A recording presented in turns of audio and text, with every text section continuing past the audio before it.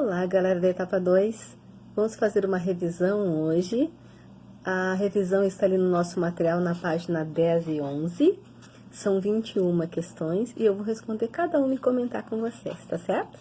Então, a gente vai começar ali na número 1, assunto, né, sobre arte, que diz o seguinte: podemos dizer que em arte o estilo é a forma e a estética é o fundamento.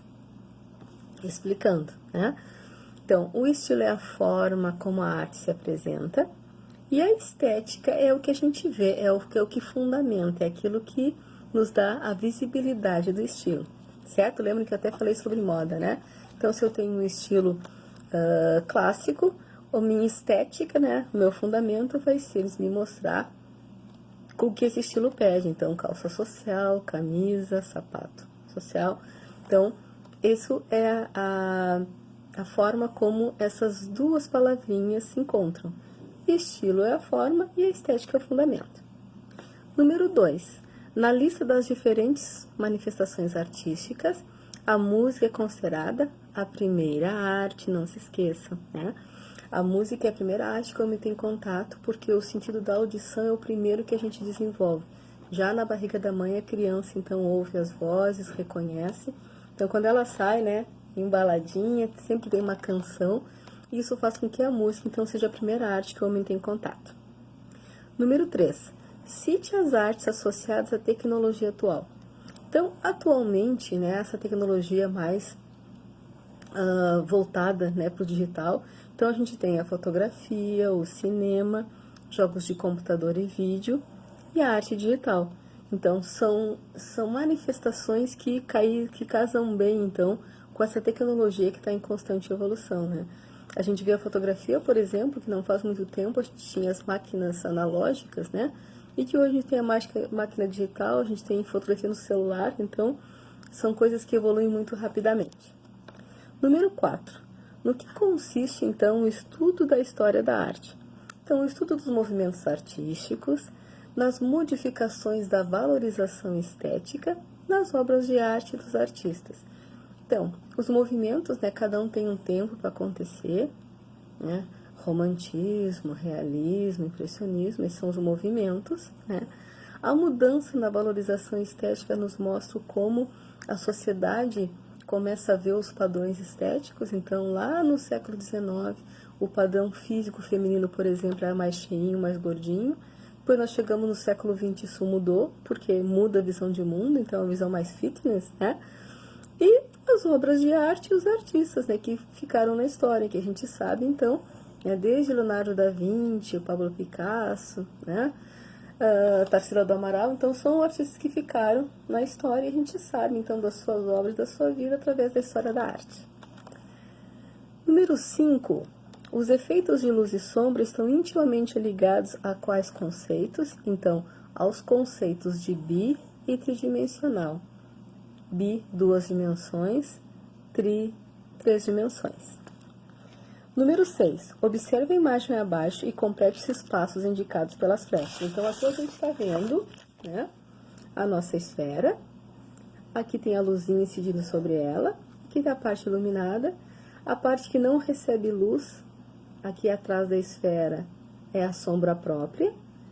E a sombra projetada fora da esfera é a sombra projetada.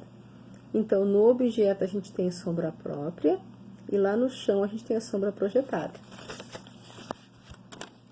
7. Dizemos que a arte é bidimensional quando ela apresenta 2 dimensões. Uma obra tridimensional apresenta 3 dimensões: altura, largura e profundidade. Quais manifestações artísticas podem ser consideradas tridimensional? Então, aqui a escultura e a arquitetura, essas que têm as 3 dimensões, né? Altura, largura, profundidade. Então, são os objetos concretos, né?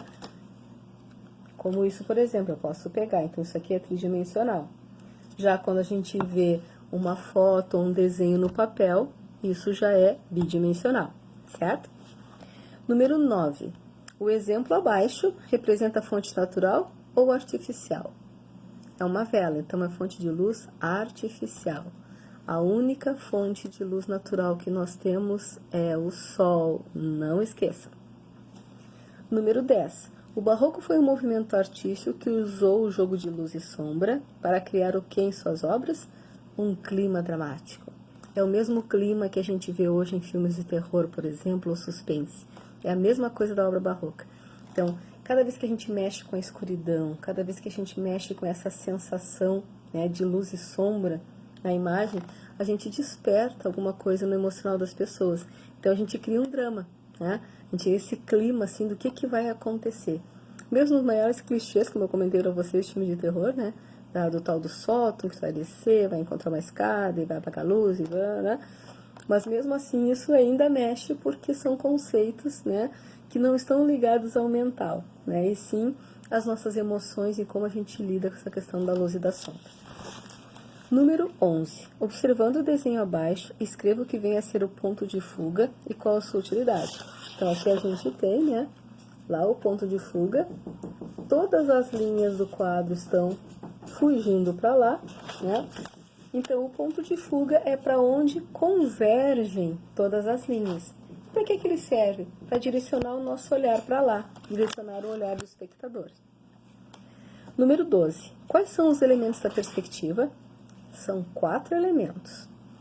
Linha do horizonte, linha de fuga, ponto de fuga e ponto de vista. Então, são 2 pontos e 2 linhas. 13. A linha do horizonte representa o quê? O nível dos olhos do observador. Tá? Então, aqui, à altura dos meus olhos, eu tenho aquela linha do horizonte. A linha do horizonte, pessoal, ela é invisível, né?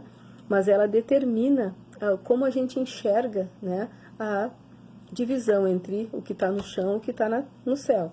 Então, quando a gente está lá no mar, sentado na praia, a gente vê a linha do horizonte lá, né, na distância, e vê, né, o mar e o céu. Então, a linha do horizonte é isso. Para quem faz óculos, por exemplo, né, por isso que é bom a gente encontrar uma boa ótica, a nossa lente, né, ela tem uma linhazinha invisível que determina o nosso foco de visão, a nossa linha do horizonte, né, e está geralmente bem no meio da pupila, por isso a gente faz aqueles testezinhos quando vai fazer o óculos lá na ótica. Número 14. Nesta obra de Leonardo da Vinci, a imagem de Cristo representa qual elemento da perspectiva? Então, nós temos de novo, né? Nós temos o Cristo aqui. Todas as linhas desse quadro vão fugir para o centro do quadro e para a cabeça de Cristo. Então, a cabeça de Cristo é o nosso ponto de fuga. Tá? 15. Nesta mesma imagem, as linhas que convergem para o ponto de fuga são chamadas de linhas de fuga. Então, de novo, né, a gente tem aqui as linhazinhas indo todas para a cabeça de Cristo, que é o ponto de fuga. Então, essas linhas são chamadas de linhas de fuga. 16. A cor sempre atraiu os seres humanos. Já na pré-história, o homem se utilizava dela para produzir sua pintura. Quais pigmentos da natureza eram utilizados? Então, naquela época se usava argila, carvão e resinas vegetais, certo? 17. Qual fenômeno óptico nos permite visualizar as cores? A luz, gente. Sem luz não tem cor. Lembrem que a cor é um efeito óptico que a gente só percebe através da incidência da luz sobre os objetos, certo? 18. Sabemos que a cor preta é absorvente. Então, se usarmos essa cor em um dia quente, o que a gente vai sentir? Calor, né? O preto é bom para se usar, né, em temperaturas frias, porque já que ele absorve os raios e não reflete, ele então nos deixa aquecidos. Ao contrário do branco, né? Por isso a gente usa a cor clara e branco no verão, porque o branco recebe a luz e reflete, então não guarda calor dentro, né, do tecido ou do objeto. 19. Isaac Newton descobriu os fenômenos ópticos das cores. O que ele utilizou em suas experiências? Um prisma de cristal. Ele tinha uma piramidezinha de cristal, então que os raios entravam, né, batiam no lado e saíam nas 7 cores do arco-íris. 20. A Coca-Cola é a marca de refrigerante mais antiga existente. Quais cores ela utiliza em seu logotipo e quais sensações ela busca causar no consumidor? Então, a Coca-Cola tem 2 cores, vermelho e branco. Vermelho é energia, uma cor quente, por isso que as propagandas da Coca-Cola sempre têm movimento, né? Mesmo quando eles estão num restaurante, estão em um lugar, é sempre muita alegria, muito riso. E o branco, né, é o frescor, é aquilo que o refrigerante promete. Ah, frescor do gás na boca, né? o geladinho, então o branco sempre vai evocar essas questões. 21 e último. As cores podem influenciar o nosso estado de espírito e até a nossa saúde física. Cite duas cores que acalmam e duas cores que estimulam. Então, duas cores que se acalmam, a gente tira lá do espectro das cores frias. Azul, verde, são cores que acalmam. O verde está na natureza, então quando a gente está assim, né, num lugar que tem muito verde, a gente se acalma, a gente serena. Quando a gente olha para um céu azul maravilhoso, então azul é expansão, liberdade, né? Então isso acalma, isso traz uma calma para o ser humano.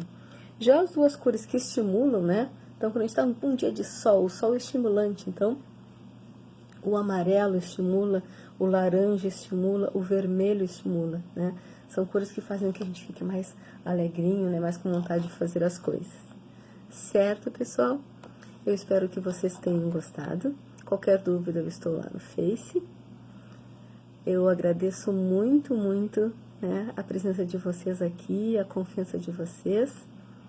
Beijo grande e fiquem bem. Tchau!